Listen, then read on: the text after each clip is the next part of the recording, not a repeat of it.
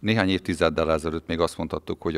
a stroke, mint a neve is mutatja, ugye egy hirtelen agyi katasztrófa, az villámszerűen következett be egy egyén vagy a családnak az életében, és többé-kevésbé arra volt lehetőségünk, hogy konstatáljuk az eseményeknek a továbbmenetelét, ami az esetek jelentős részében sajnálatos módon fatális következményekkel járt, vagy hogyha nem fatális következményekkel járt, akkor maradandó károsodást okozott az illetőben, bénulások,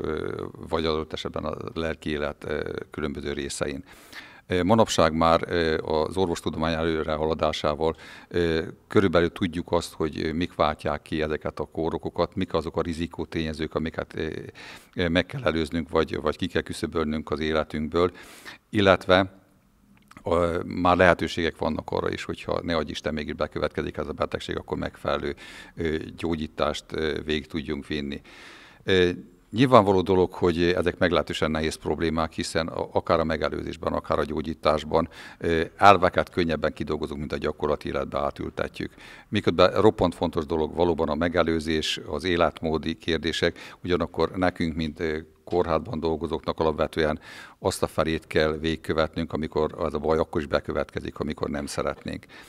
Nem véletlenül mondják ugye a sürgősségi ellátásban, hiszen ez egy alapvetően fontos sürgősségi kórkép, hogy az aranyóra dönti el a betegnek a további sorsát, azaz a betegség tüneteinek az észlelését követően első óra az alapvetően meghatározza, hogy milyen lesz a betegségnek a végkimenetele, sokszor azt is meghatározza, hogy a beteg életben marad-e. Ebben a vonatkozásban nagyon fontos és nagyon precíz szakmai elvek vannak lerögzítve, sajnálatos módon a gyakorlatban ez még nem minden esetben valósul meg.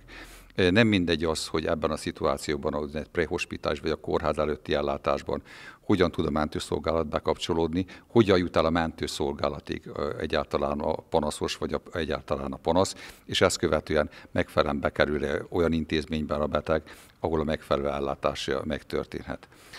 Ezzel kapcsolatban az egyén felelősségét és a társadalom felelősségét épp úgy kell hangsúlyozni. Az egyén felelőssége nyilván, hogy saját magára nézve azokat a megelőzési szabályokat hogyan tartja be, de az is az egyén felelősségébe tartozik, hogyha egy ilyen jellegű kórkép valakit ér, akkor biztosítsa azt, hogy az oda is férjen ehhez a sürgősségi ellátáshoz. Nem véletlenül mondom ezt, a sürgősségi osztályokon ma Magyarországon 90%-ban nem sürgősségi esetek vannak.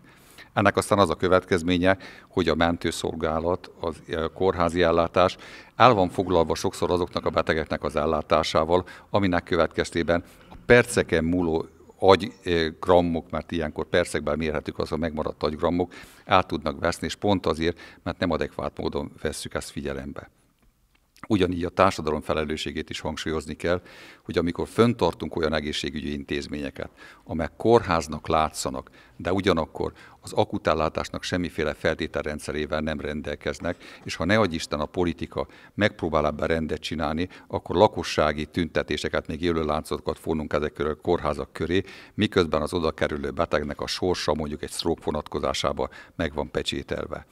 Ezzel szemben az lenne az igazi, hogyha azokat a szakmai elveket meg tudnánk tartani, és ezek a betegek valóban egy telefonszámot tudnának fölhívni, a mentőszolgálat telefonszámát, ahol adekvát döntések születnek, és a lehető leggyorsabban olyan kórházba kerülne a beteg, ahol a szakma szabályai szerint élet lehetőséget biztosítunk a számára, és nem csak a saját maga számára, hanem a családja számára is, hiszen akik ebben a területben dolgoznak, azok pontosan tudják, hogy egy sztrókos, inadekvát módon kezelt sztrókos beteg, hogyha hazakerül, akkor annak milyen család és társadalmi következményei vannak. Én ezért örülök annak, hogy itt lehetünk, hogy beszélhetünk ezekről a kérdésekről, és még egyszer szeretném a szervezőknek megköszönni, hogy ebben a körben egyáltalán összeültünk, és tudunk talán lépéseket tenni.